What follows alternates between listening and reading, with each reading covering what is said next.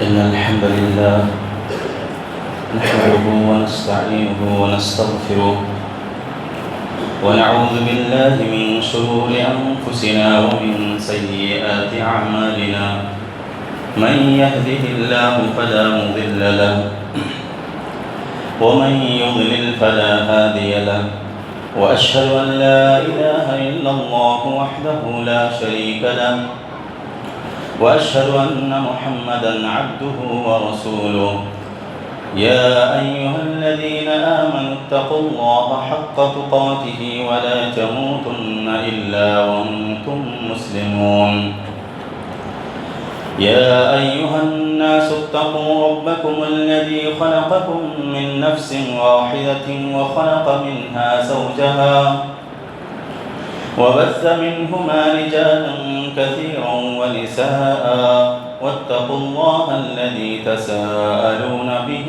والأرحام إن الله كان عليكم رقيبا يا أيها الذين آمنوا اتقوا الله وقولوا قولا سديدا يصلح لكم أعمالكم ويغفر لكم ذنوبكم ومن يطع الله ورسوله فقد فاز فوزا عظيما أما بعد فإن خير الحديث كتاب الله وخير الهدي هدي محمد صلى الله عليه وسلم وشر الأمور محدثاتها وكل محدثة بدعة وكل بدعة ضلالة وكل ضلالة في النار أعوذ بالله من الشيطان الرجيم بسم الله الرحمن الرحيم قد كانت لكم أسوة حسنة في إبراهيم والذين معه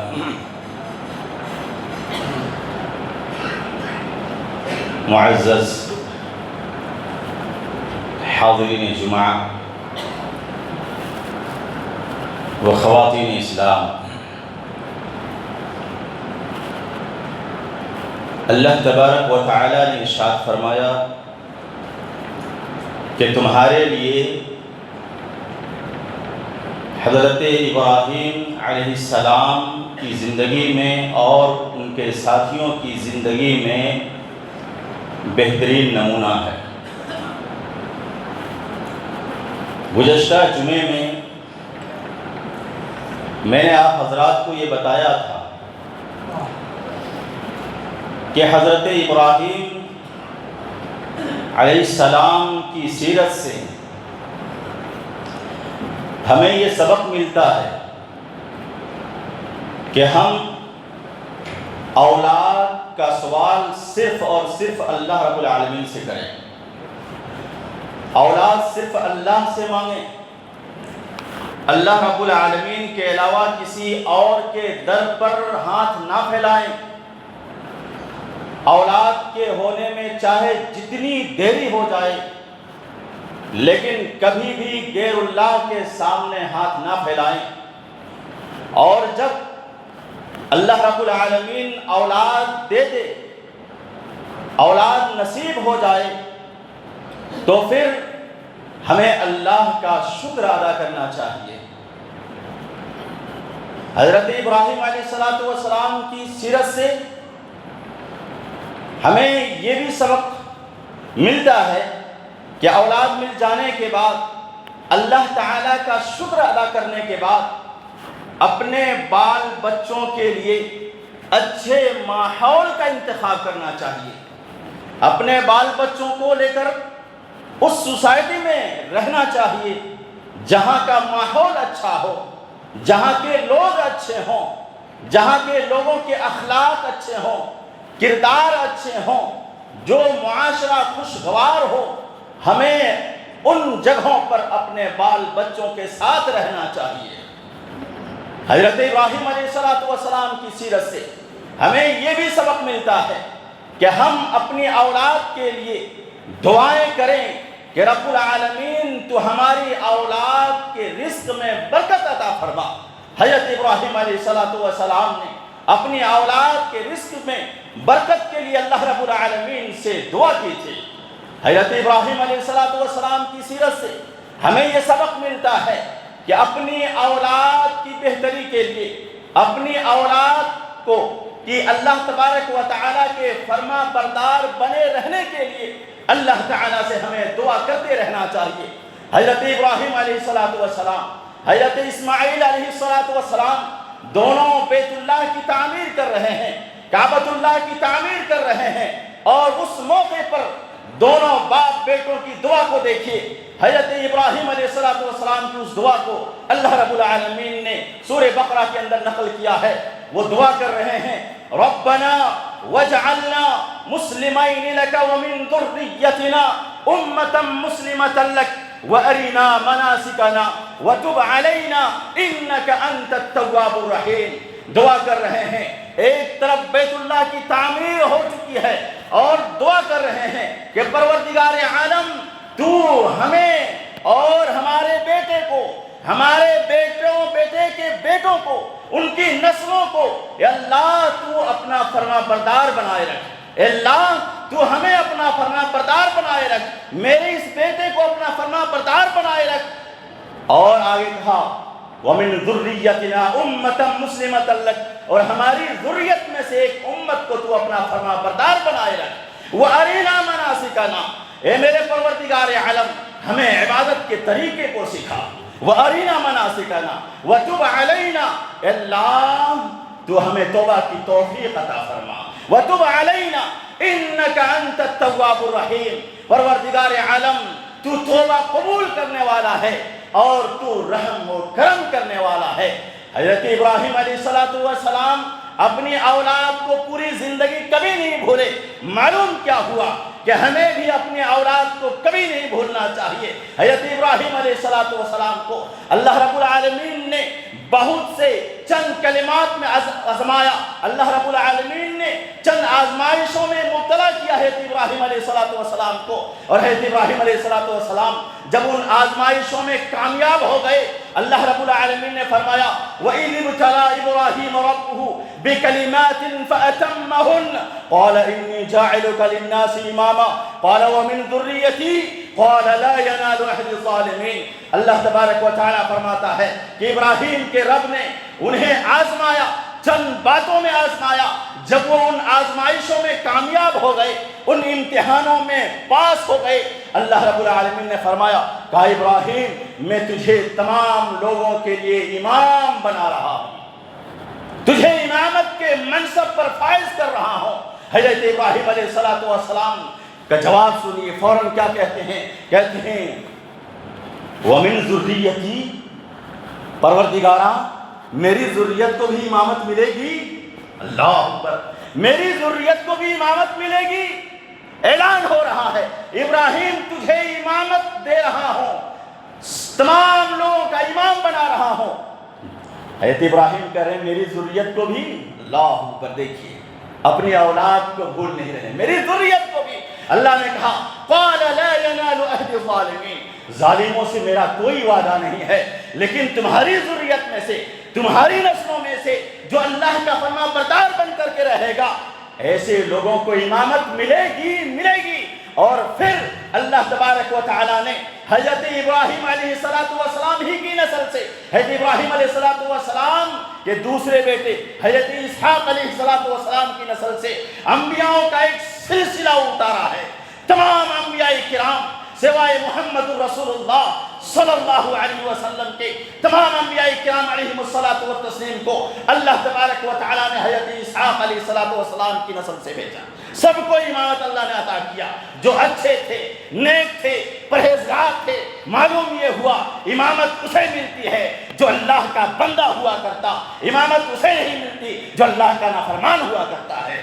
حضرت ابراہیم علیہ الصلاۃ والسلام اپنی اولاد کی نسلوں سے ہی آخری نبی کی بھی دعا کر رہے ہیں. اللہ اکبر. غور کیجئے گا یہاں پر، اپنی سماعتوں کو میرے حوالے کیجئے. یہاں پر حضرت ابراہیم علیہ الصلاۃ والسلام بیت اللہ کی تعمیر کر چکے ہیں، خانہ کعبہ کی تعمیر کر چکے ہیں، اللہ کا وہ مقدس گھر بن چکا ہے، اور اس وقت وہ دعائیں کر رہے ہیں ربنا وابعث فیہم رسولا منہم یتلو علیہم آیاتک ویعلمہم الکتاب والحکمہ ویزکیہم انک انت العزیز الحکیم. کہتے ہیں میرے پروردگار عالم انہی میں سے، میری اسی نسل میں سے، میری اسی ذریت میں سے، اور انہی میں سے ایک رسول بھیج یتلو علیہم آیاتک، جو ان کے اوپر تیرے آیتوں کی تلاوت کرے.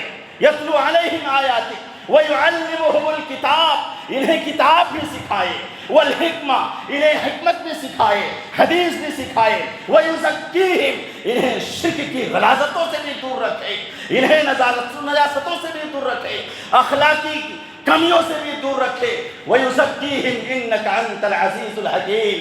پروردگارا تو غالب ہے، تو حکمت والا ہے. اللہ اکبر. غور کیجئے گا میرے بھائیو، حضرت ابراہیم علیہ السلام آخری نبی جناب محمد رسول اللہ صلی اللہ علیہ وسلم کے آنے کی دعا کب کر رہے ہیں؟ بیت اللہ کی تعمیر کے بعد. اور اللہ کے نبی صلی اللہ علیہ وسلم نبی کب آپ بنائے گئے؟ یا یوں کہہ دیجئے جناب محمد رسول اللہ صلی اللہ علیہ وسلم کی پیدائش کب ہوتی ہے؟ 571 عیسوی کو ہوتی ہے. تقریباً 2500 سال گزرنے کے بعد اللہ رب العالمین حضرت ابراہیم خلیل اللہ کی دعا کو قبول کرتے ہیں. اللہ اکبر. سبحان اللہ. غور کیجیے، اپنی دعاؤں کا جائزہ لیجیے. دعا کب کیے ہیں اور اس دعا نے رنگ کب لایا ہے وہ دیکھیے. 2500 سال تقریباً گزر گئے، تب اس دعا رنگ لائی ہے. اور جناب محمد رسول اللہ صلی اللہ علیہ وسلم آخری نبی کی شکل میں پیدا ہوئے ہیں. اللہ اکبر. معلوم یہ ہوا کہ دعاؤں میں دیر ہو سکتی ہے. معلوم یہ ہوا کہ اللہ تبارک و تعالی کوئی ضروری نہیں ہے کہ آپ اپنے لیے دعا کریں اور آپ کو اس دعا کا پھل آپ کی زندگی ہی میں مل جائے. یہ کوئی ضروری نہیں ہے. دعا آج آپ کر رہے ہیں، ہو سکتا ہے یہ دعا رنگ لائے گی دوسری نسل میں. دعا آپ کر رہے ہیں، ہو سکتا ہے یہ دعا رنگ لائے تیسری نسل میں. دعا آج آپ کر رہے ہیں، ہو سکتا ہے یہ دعا رنگ لائے چوتھی نسل میں. دعا آج آپ کر رہے ہیں، ہو سکتا ہے یہ دعا کئی سو سال بعد آپ کی نسل میں رنگ لائے. لیکن یہ یاد رکھیے اللہ کا در کھلا رہتا ہے، اور اللہ رب العالمین اپنے نیک بندوں کی دعاؤں کو قبول ضرور کرتا ہے. یہ الگ بات ہے کہ دیر ہو سکتی ہے اور اس میں کیا نصیحت ہے اللہ رب العالمین کے علاوہ کسی کو پتہ نہیں ہے. اللہ اکبر. اس لیے ہمیں دعاؤں سے اکتانا نہیں چاہیے. آج ہم کیا کرتے ہیں؟ مصیبتیں آتی ہیں، بھاگتے ہوئے مسجد آئے، نمازیں پڑھی، 1 ہفتے پڑھے، خوب دعائیں کی، مصیبتیں نہ ٹلی، ہم نے نمازیں چھوڑ دی. دعائیں کیے، مصیبتیں آئیں، دعائیں کرنا شروع کی، اگر مصیبت نہ ٹلی ہم یہ کہتے ہیں دعا کر کے ہم نے دیکھ لیا، ہمیں کچھ نہ ملا. نماز پڑھ کے دیکھ لیا، کچھ نہ ملا. صدقہ کر کے دیکھ لیا، کچھ نہ ملا. نیک عمل کر کے دیکھ لیا، کچھ نہ ملا. اور اللہ کے بندو، حضرت ابراہیم علیہ السلام سے بڑھ کر بزرگ آپ نہ ہوئے ہو کہ جن کی دعا 2500 سال کے بعد رنگ لاتی ہے، تو آپ کیوں مایوس ہو رہے ہیں؟ انشاءاللہ اللہ رب العالمین آپ کی دعا میں بھی رنگ لائے گا. لہذا دعاؤں سے کترانا نہیں ہے، ہر حال میں اللہ رب العالمین سے مانگتے رہنا ہے. حضرت ابراہیم علیہ السلام کی سیرت ہمیں یہ بتاتی ہے کہ اولاد کو نیکیوں میں شامل کرنا چاہیے. نیکی کے کاموں میں آپ صدقہ کر رہے ہیں، اپنی اولاد کو بھی شامل کر رہے ہیں. زکوٰۃ دے رہے ہیں اپنے بچوں کے ذریعے سے دلوائیں، اور کوئی نیک کام کر رہے ہیں اپنے بچوں کو بھی شامل کریں، اپنے بچوں کو، اپنے لڑکوں کو، اپنی لڑکیوں کو، اپنے گھر والوں کو بھی نیکیوں کے کام میں شامل کریں۔ حضرت ابراہیم علیہ السلام کی زندگی کو دیکھیے، اللہ رب العالمین نے حکم دیا، اور ابراہیم خلیل اللہ میرے لیے میرے گھر کو دوبارہ بنائیے، نئے سرے سے بنائیے۔ حضرت ابراہیم علیہ السلام کو حکم ملتا ہے کہ خانہ کعبہ کی تجدید کیجئے۔ حضرت ابراہیم علیہ السلام تنہا خانہ کعبہ نہیں بناتے ہیں، اپنے بیٹے حضرت اسماعیل علیہ السلام کو بھی ساتھ میں لیتے ہیں۔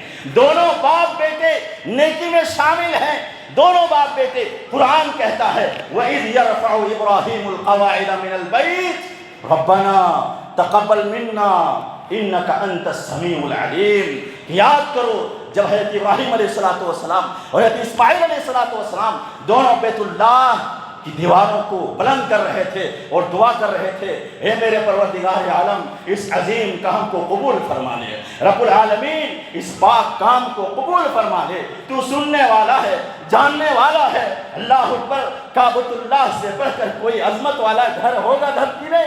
نہیں، لیکن دونوں کے اندر عاجزی دیکھیے، دونوں کے اندر انکساری دیکھیے۔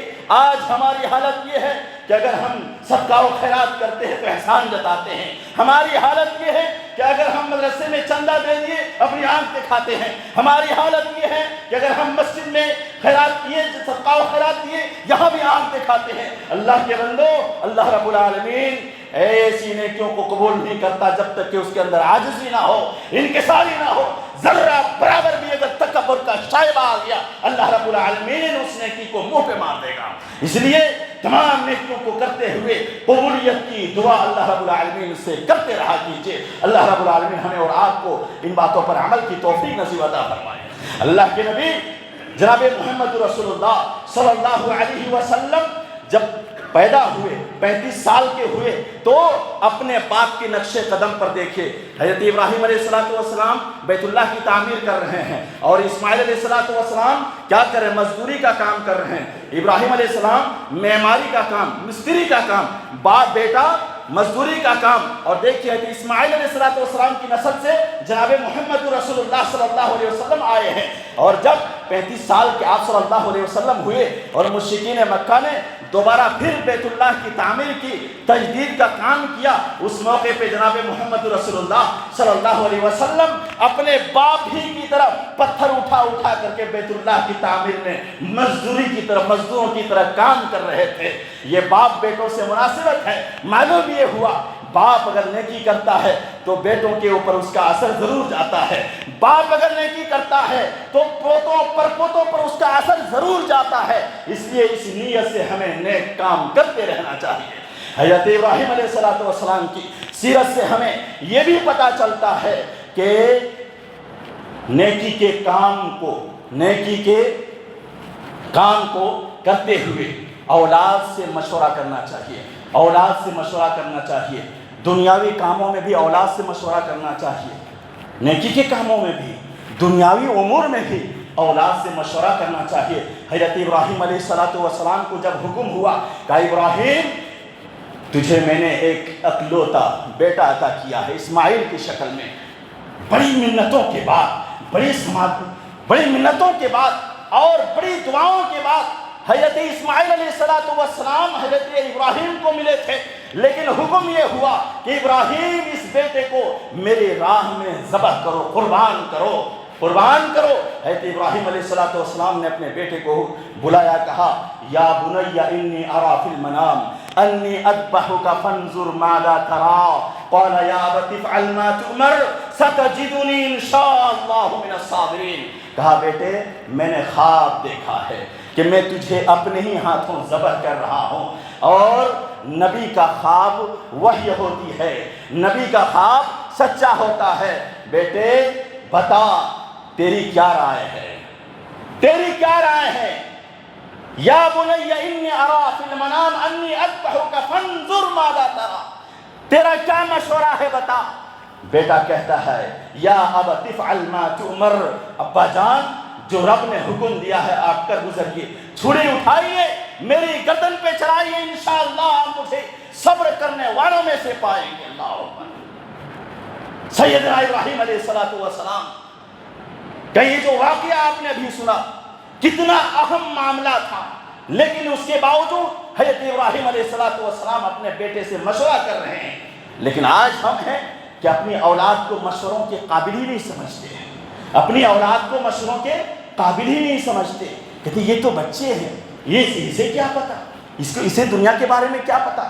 یعنی اپنی اولاد کو ایک انسان کسی قابل سمجھتا ہی نہیں، اور اس کا نتیجہ کیا ہوتا ہے؟ نتیجہ یہ ہوتا ہے کہ باپ بیٹے کے درمیان دشمنی پیدا ہو جاتی ہے۔ اس کا نتیجہ یہ ہوتا ہے جب باپ یا والدین بچوں سے مشورہ نہیں کرتے کسی معاملے میں، تو نتیجہ یہ ہوتا ہے کہ والدین اور اولاد کے درمیان دوریاں پیدا ہوتی ہیں، نفرتیں پیدا ہو جاتی ہیں، کدورتیں پیدا ہو جاتی ہیں، حسد، کینہ، بغض، یہ چیزیں دل کے اندر جگہ لے لیتی ہیں، اور پھر وہ گھر بگڑ جاتا ہے، وہ گھر انتشار کا شکار ہو جاتا ہے۔ اس لیے اپنے بچوں کو اپنے بچوں سے ہر معاملے میں، چاہے وہ دنیاوی معاملہ ہو چاہے وہ نیکی کا معاملہ ہو، مشورہ ضرور کریں۔ پیارے نبی جناب محمد رسول اللہ صلی اللہ علیہ وسلم کی زندگی پر غور کیجئے میرے بھائیوں۔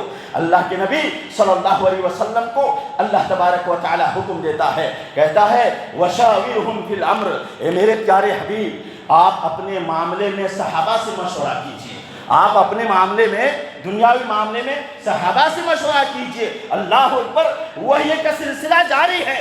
کیا ضرورت تھی کہ صحابہ سے مشورہ کرتے؟ جو بھی بات کرنی تھی یا کرنا ہوتا جبرائیل امی سے مشورہ کر لیتے، بات بن جاتی۔ لیکن آپ مشورے کی اہمیت کو دیکھیے، مشاورت کی اہمیت کو دیکھیے۔ اللہ کہتا ہے نبی وَشَاوِرْهُمْ فِي الْأَمْرِ، اپنے ساتھیوں سے مشورہ کیا کیجیے۔ مشورے میں برکت ہے، مشورے میں رحمت ہے، مشورے میں بھلائی ہے، بھلائی ہے۔ اور یہی وجہ ہے تاجدار مدینہ صلی اللہ علیہ وسلم جب ہجرت کے لیے نکلتے ہیں ابو بکر سے مشورہ کرتے ہیں، اور ہجرت کرنے کے بعد مدینہ جاتے ہیں، جنگ بدر کا واقعہ ہوتا ہے، صحابہ سے مشورہ کرتے ہیں، قیدی جب پکڑے جاتے ہیں صحابہ سے مشورہ کرتے ہیں، میرے ساتھیوں بتاؤ انہیں قتل کیا جائے یا انہیں چھوڑ دیا جائے؟ صحابہ نے بعض نے کہا قتل کر دیا جائے، بعض نے کہا چھوڑ دیا جائے، جبکہ رب کا یہ منشا تھا کہ قتل کر دیا جائے، لیکن صحابہ کی اکثریت جماعت نے کہا نہیں انہیں چھوڑ دیا جائے۔ مشورے میں یہی دے پایا تو رب نے بھی مان لیا، اور پھر انہیں فدیے کے طور پہ چھوڑ دیا گیا۔ اللہ کے نبی صلی اللہ علیہ وسلم نے مشورہ کیسے کیا یہ دیکھیے میرے بھائیوں۔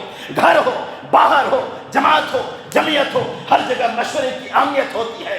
یہ اہمیت کو سمجھنا ہو تو اس سے سمجھیے، جنگ احد کا واقعہ جب پیش آتا ہے اللہ کے نبی صحابہ سے مشورہ کرتے ہیں، میرے ساتھیوں بتاؤ مدینے کے اندر رہ کر کے لڑا جائے یا مدینے کے باہر جایا جائے؟ صحابہ نے کہا اللہ کے نبی باہر جا کر کے لڑتے ہیں۔ پھر احد کے میدان میں جا کے لڑائی ہوتی ہے۔ خندق کا واقعہ جب پیش آتا ہے اللہ کے نبی مشورہ طلب کرتے ہیں، چاروں طرف سے دشمنوں نے ہمیں گھیر لیا ہے، بتاؤ کیا کیا جائے؟ حضرت سلمان فارسی رضی اللہ تعالیٰ عنہ جو فارس کے رہنے والے تھے، اس شخص کی مشورے کو محمد رسول اللہ صلی اللہ علیہ وسلم نے قبول کیا، اور پھر گڑھا کھودا گیا، اور پھر اسی پہ عمل بھی ہوا، اور اسی میں مسلمانوں کے لیے بھلائی بھی ہوئی۔ آپ دیکھ لیجئے، آپ حدیبیہ کے واقعے کو دیکھ لیجئے، اللہ کے نبی نے صحابہ سے مشورہ کیا، آپ کی بیوی نے مشورہ دیا۔ آپ واقعی عفق کو دیکھ لیجئے، جب اللہ کے نبی صلی اللہ علیہ وسلم کی چہیتی بیوی پر الزام لگایا گیا، نبی نے مشورہ دیا، علی سے مشورہ دیا، زید سے مشورہ دیا، بتاؤ کیا کرو؟ عائشہ کو رکھوں کہ چھوڑ دوں؟ میں اپنی بیویوں سے پوچھا بتاؤ عائشہ کے اندر کوئی خامی کبھی دیکھی ہو، کوئی برائی دیکھی ہو؟ مشورے کی اہمیت کو دیکھیے۔ غرض کہ اللہ کے نبی صلی اللہ علیہ وسلم نے اپنی زندگی میں اکثر معاملات میں صحابہ سے مشورہ لیا۔ کیوں؟ مشورے میں برکت ہے، مشاورت میں برکت ہے، مشاورت میں اتحاد ہے، مشاورت میں اتفاق ہے، اور جہاں مشورہ نہیں وہاں انتشار ہے، جہاں مشورہ نہیں وہاں اختلاف ہے، جہاں مشورہ نہیں وہی پہ اتفاق ہے میرے بھائیوں۔ اس لیے اپنے گھروں کے اندر مشورہ کیا کیجئے، ہر معاملے میں مشورہ کیا کیجئے، ہر چیز میں مشورہ کیا کیجئے۔ اس سے کیا ہوگا؟ اتحاد قائم رہے گا، اس سے کیا ہوگا؟ اتفاق قائم ہوگا۔ معلوم یہ ہوا کہ حضرت ابراہیم علیہ السلام کی سیرت سے کہ ہمیں ہر معاملے میں مشورہ کرنا چاہیے۔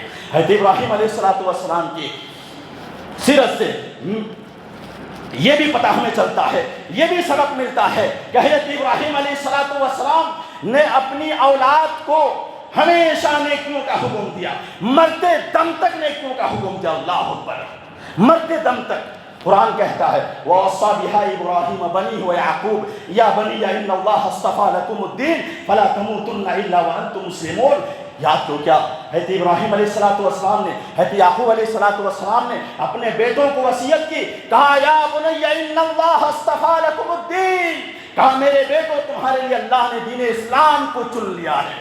یہ دین اسلام جو ہمیں ملا ہے پہلے سے چلا رہا ہے، کہ دین اسلام تمہارے لیے چن لیا ہے۔ فلا تموتن الا وانتم مسلمون، تمہاری موت اسلام ہی کی حالت میں ہونی چاہیے۔ اور یہی حکم اس امت کے لوگوں کو اللہ نے دیا کہ یا ایھا الذین آمنوا اتقوا اللہ حق تقاتہ ولا تموتن الا وانتم مسلمون۔ اے ایمان والو، اللہ سے ڈرو جیسے کہ ڈرنے کا حق ہے، اور تمہاری موت اسلام کی حالت میں ہونی چاہیے۔